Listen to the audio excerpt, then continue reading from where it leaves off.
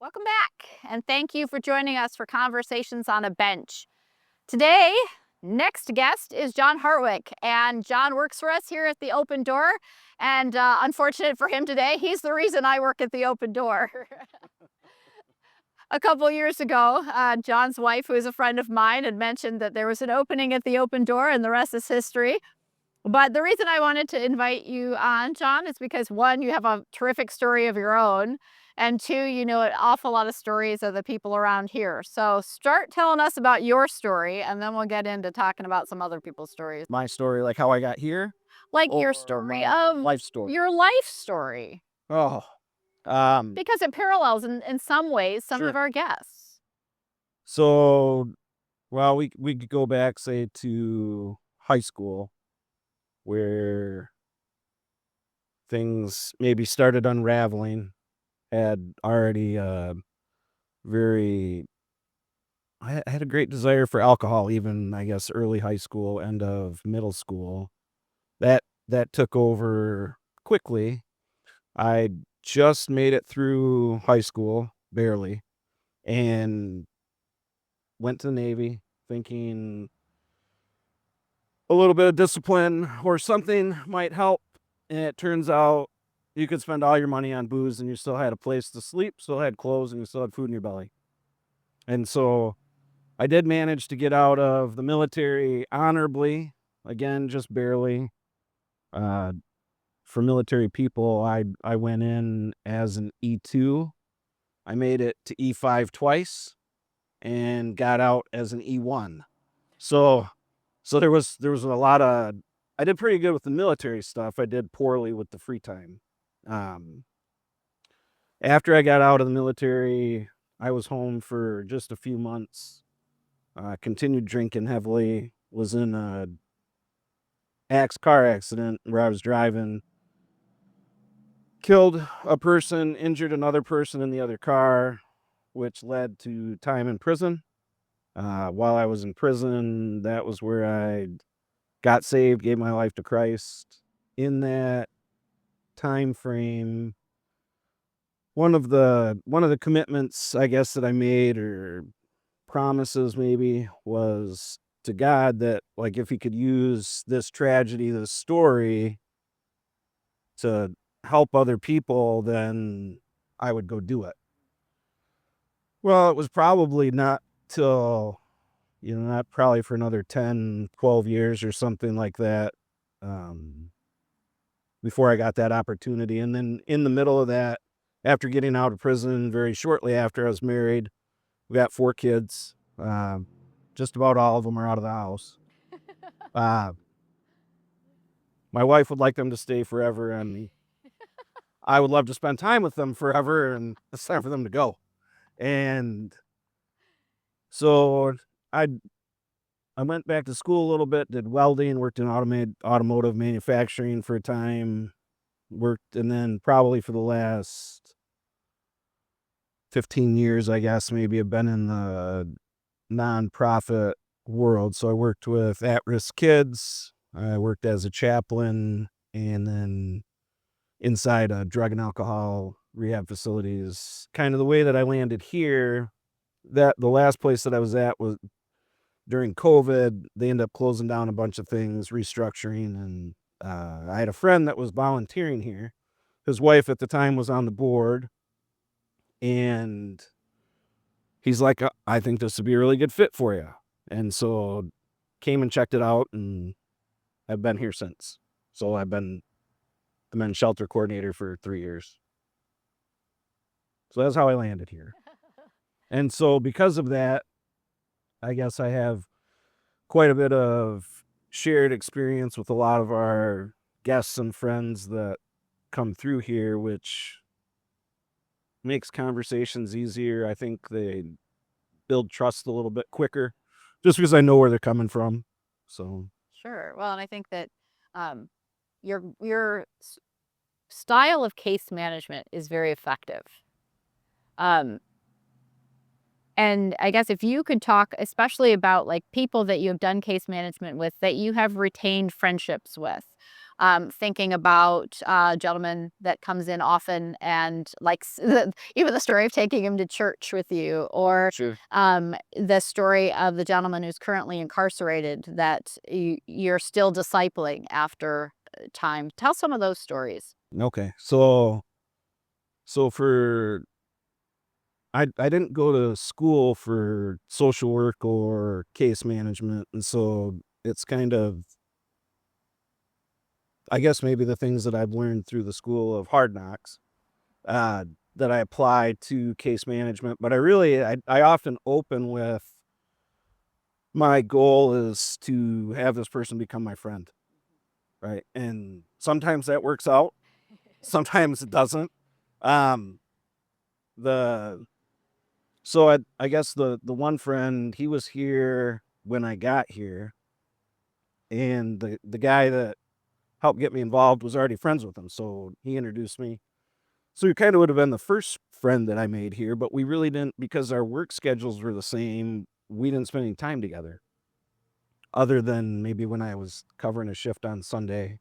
And so it was after he left that I started just spending time with him at soup kitchen, spending time with him after work, or we'd go out for a meal or go out and get coffee. I invited him to a men's retreat that we went on, and the I think the hard thing about a lot of the people we get to spend time with, that they've severed a lot of relationships.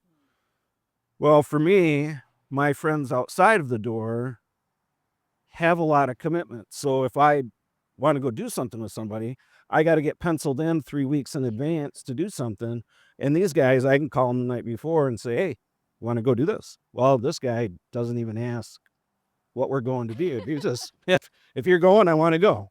And so I took him to men's retreat, and halfway up there, I could see that he was getting anxious. He said, "Well, do you think they'll mind if I step outside to smoke?" And I'm like, "Oh, he's just concerned about having a cigarette." And I said, "Well, if they get concerned about that," I said, "we'll leave, because I'm pretty sure my friends aren't that way. We don't care if you step outside to smoke." And then I also invited him up to, my family's got Mennonite backgrounds, and so I invited him up to church. And halfway up north, he says, "Where are we going?" And I said, "We're going to church." And he's like, "Oh, what kind of church?" I said, "It's a Mennonite church." He said, "What's a Mennonite?" I said, "Well, you're fixing to find out. You're both about to get an education." And but the church welcomed him and were very kind, and we ended up going out to eat afterwards with everybody. And one of the things that he said that stuck with me was, they made me feel like I belong here. And so I think that's one of the things that our guests and friends don't feel like they belong in certain places, in certain situations. And so I often get to have lunch with him couple times a week, depending on my schedule and his schedule. And we text and call one another. And sometimes if things fall apart, he'll swing in and he'll say, "Can we just spend some time praying?" And so my friend's a believer, which is good. And then the other guy, I guess, that you're referencing is, we have criteria here for, or policy. The people that we serve, right, is primarily Midland County. Every once in a while, one sneaks in. And so one of my coworkers, and he made a good decision. This guy had a family in town. His people were here. So even though he didn't have the Midland ID card, there was a lot of reasons for him to be here. And so I'm not sure what it is. Maybe it's the spirit prompting. Maybe it's, I see something in that person, or we connect with shared interests. This guy had a lot of prison time and tattoos, and so I think that's generally what maybe prompted the conversation. We talked about each other's tattoos, and he stayed, but then got caught up on once. So he had an ex in town that had his daughter, and so I would spend time sometimes after work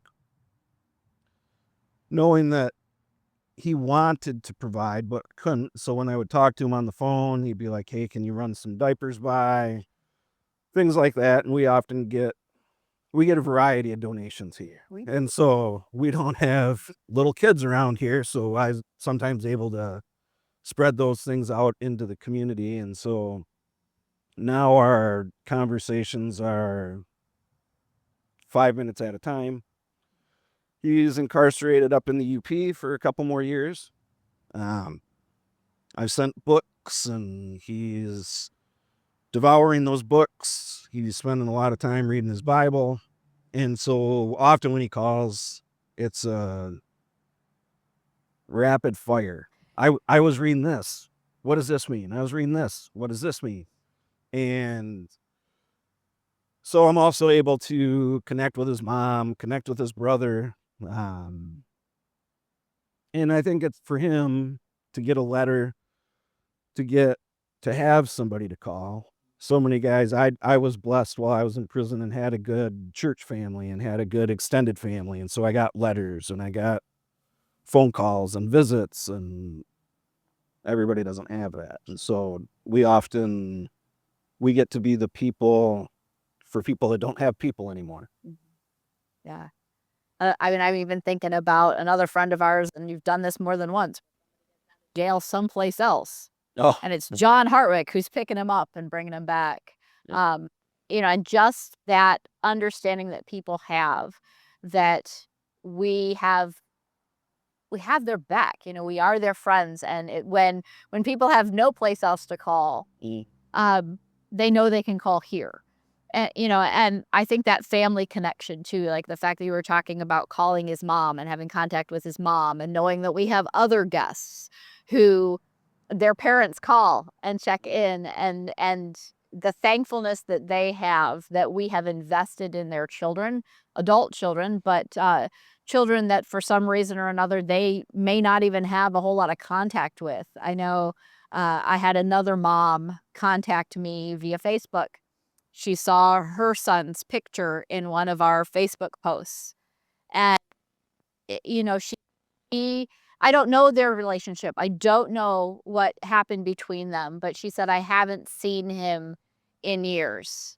And just the mom's heart in me that says, I can't imagine, you say Heather would love your kids to stick around forever. And, but that mom's heart that says, I can't imagine not seeing my kids for years and knowing we live in the same town. Yeah. But to be that gap, that family gap for a lot of people that says we'll make these people our family and we will make sure that they're okay is just is another thing that we want to do. It's biblical hospitality. Yeah. It's loving people like Christ. It's loving people the way we've been loved. John, you and I are in small group outside of work, so we have other things that we talk about. And one of the things that we were talking about is all the one another passages in Scripture. And I was thinking about Micah 6:8 and the whole idea that God says, what I've shown you, to do justice and to love mercy and to walk humbly with God.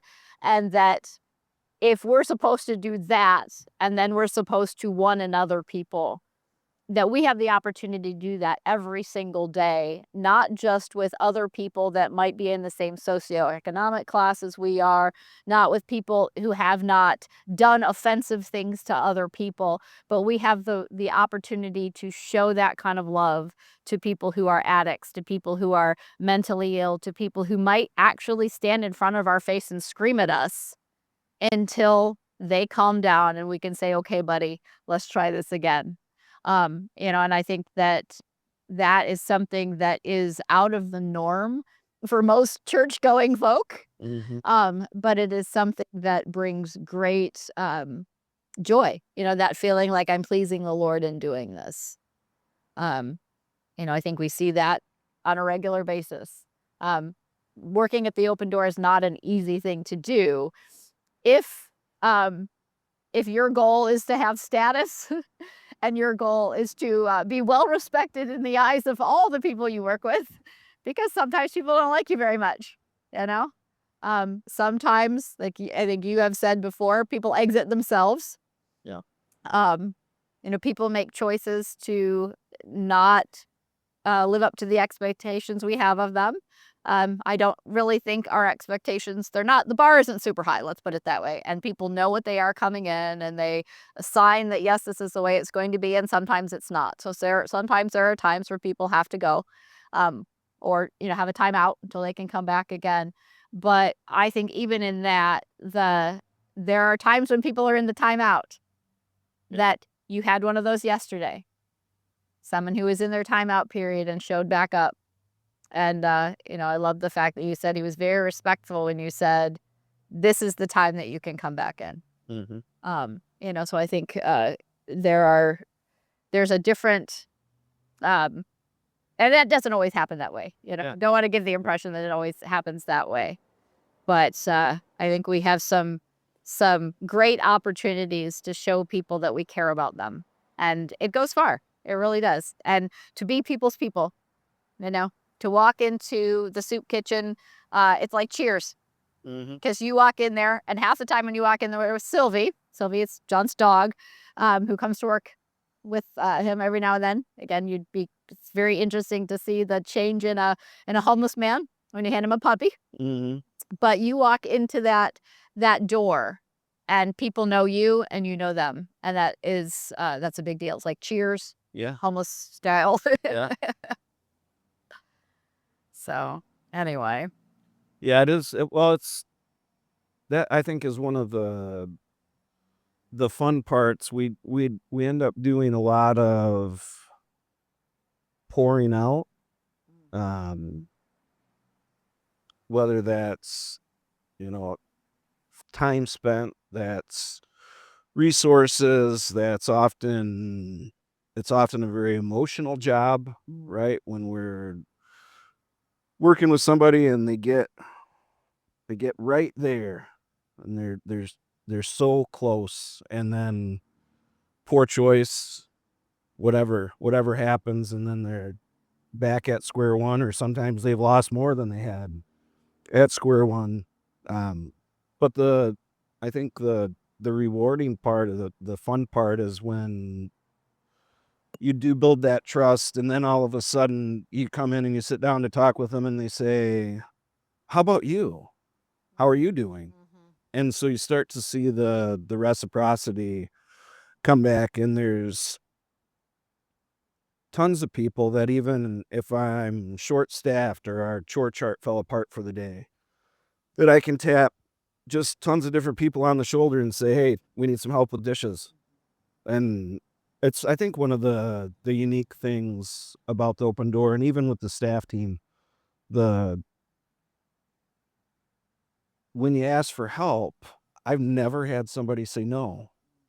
Now there might be people that know the drill and they might see me coming, and so they might skirt off quickly. But I think that's the other thing is the team. We're each given gifts to use, and so if I'm on the struggle bus for the day, generally at least not all of the teams, right? Like somebody will be able to pick up the slack that day. Somebody will be able to give an encouraging word to one another.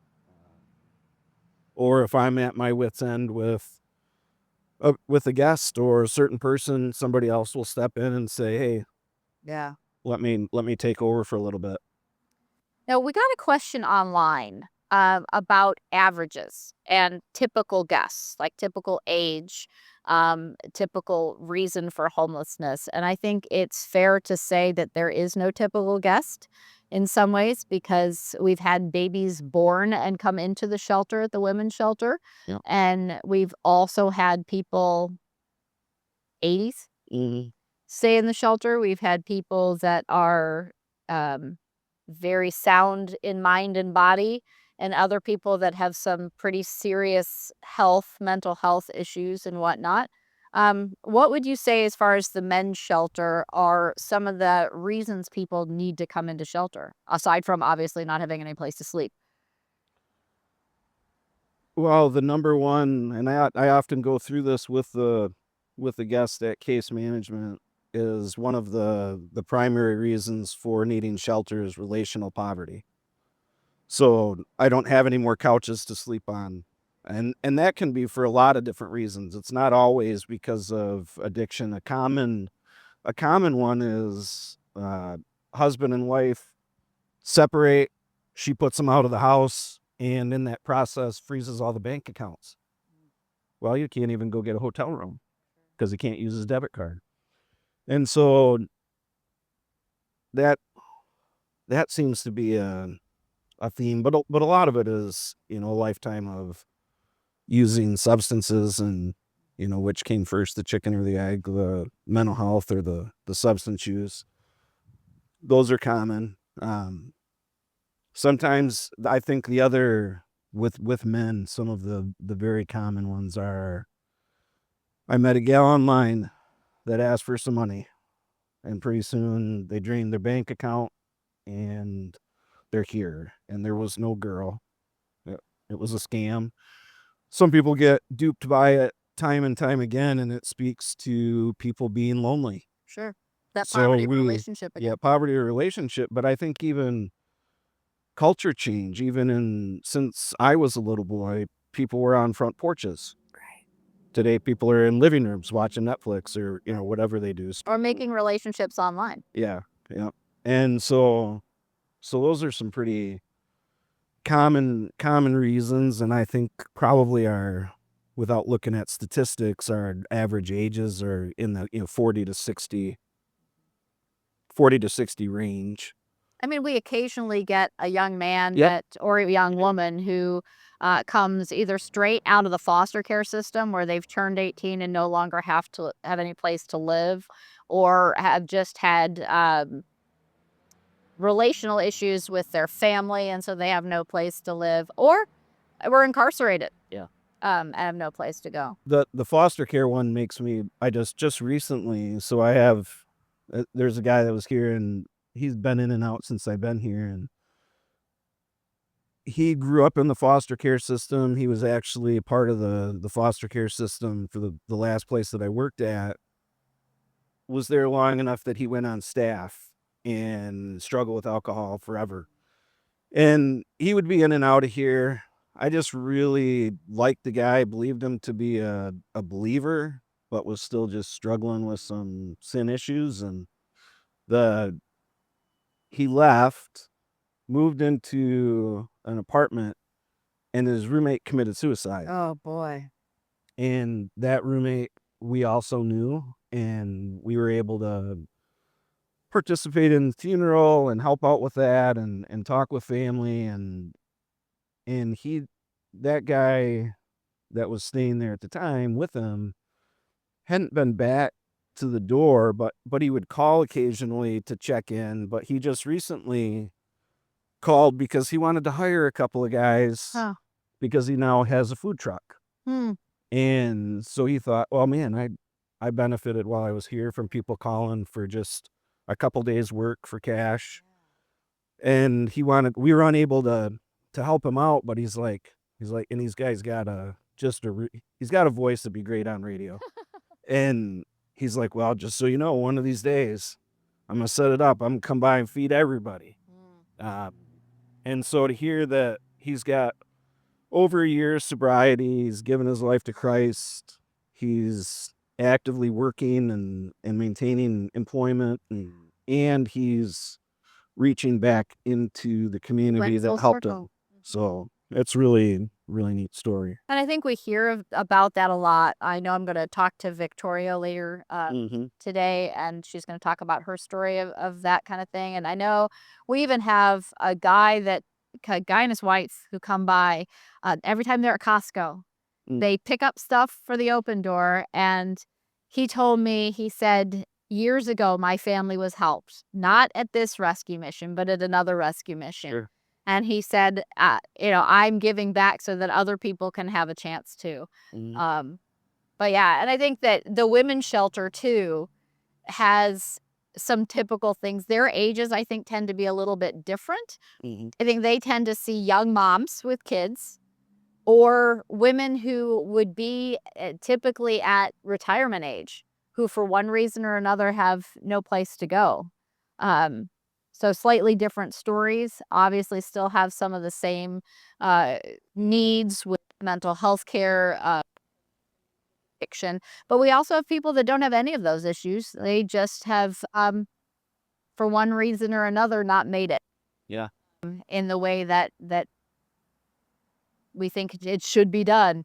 I think one thing too that is interesting to note is that it's not a sad place. No. That whether you're in the soup kitchen or whether you're just hanging around with the guys or the ladies, that there is joy that comes with knowing people, that our happiness and our joy isn't always dependent on our status, Yeah. and that our goal is not necessarily to make middle class Americans out of our guests so that they can be happy. They can be happy already. And when they are given hope and when they feel like they're moving in a direction that is toward that independence or interdependence where we're still building those friendships, I think we see attitudes and emotional change significantly. So anything else you can think that you want to share with us tonight? I think that last the last part about I think there's perceptions everywhere, whether they're community or church, but that part about you if you visit the soup kitchen, there's always laughter. There's always, and I even spending time with the guys, I love that we do a rotation where somebody doesn't get locked in every Sunday morning so they can still be a part of a church family. And so I think that's a good thing that we have here. But I love to work Sundays. Because the guys we don't put them out for the day. We don't, everything's just a little bit more relaxed. They can go take naps. It's kind of a day rest for everybody. But it's fun to be able to step into the living room for a little bit and watch a football game with 5 or 6 guys, and you put 5 or 6 guys just about anywhere, and there's going to be laughter and joking around and teasing, and our guys here regularly pick up nicknames, and Do they give you nicknames? I'm certain that they do. I don't know if they're always shared with me, and but nicknames, even that is we don't give nicknames to people we don't care about. Right. So I don't just random people on the road, I don't give them a nickname. Right. Nicknames come from something that happened, something that they did, or might be some character trait that they have, and so there's regularly laughter and fun, and then there's also the other side. Right? There's regularly tears and tragedy, and so, and sometimes they're in the same sentence. Sure. So, but that's that connection piece, I think, with people is, yeah, we've seen some really rough stuff. Yeah. Stuff that we don't want to talk about. Yeah. But we've also seen people find hope that they didn't have before. Yeah. And so it makes it all worth it. I think that's I'll even take calls where they'll say, are you the place that has the sign that says hope out front? And like, yeah, we are. And and so even people that I have to put out because they can't follow the guidelines, the help and care doesn't stop. Right. So they'll still, and I think our team's done a pretty good job communicating that. And so even if they're living in a car, they're going to come in, be fed. We'll still help with housing applications and connecting them to other resources, and just maintaining relationship. we have the phrase pennies in a cup that we do around here, and so sometimes the things that present as black and white get a little bit gray. Sure. And we bend and maneuver and reposition and have to come up with creative solutions for people that aren't gonna, for whatever reason, aren't gonna fit into an apartment and a 9-to-5 job. And those are often some of my favorite people, are some of the hardest people. So Because their dignity does not depend on yeah, those things. yeah, Yeah, and I think some of that is very trust-based. yeah, You know, I know we have a guest that has stayed with us numerous times that when the shelter experience is over, it tends to be a lot of screaming and yelling yeah, and leaving the property. Most of the time, the screaming and yelling is directed at me, yeah, which is okay yeah, because I don't scream and yell back. yeah, And so the next time when temperatures have cooled a little bit and the guest comes back, that relationship is built a little bit more. yeah, And twice today, person is no longer staying with us, has another place to stay at the moment, a couch surfing kind of situation. But twice today, the past guest has come to tell me something or to share something, or the other day to share a poem. And I think that we're building trust and we're building relationship and we're building a little bit of understanding as human beings that I respect you and you respect me. We don't always have to agree about everything. We can't necessarily make you, we can't advance your life the way you want it to go. That's not really our job. Our job is to walk with you as you move forward. But I've just seen that growth in connection and hoping for better things. And I think that's just another aspect of hope, that things aren't perfect. Things aren't perfect with most of our friends, but if they've gotten just a little bit further and if we have established a little bit more of a relationship, that's progress and that's moving in the right direction. So yeah. That's we often celebrate progress and little steps. not success. Right. Sometimes we do get to celebrate success. And Yeah.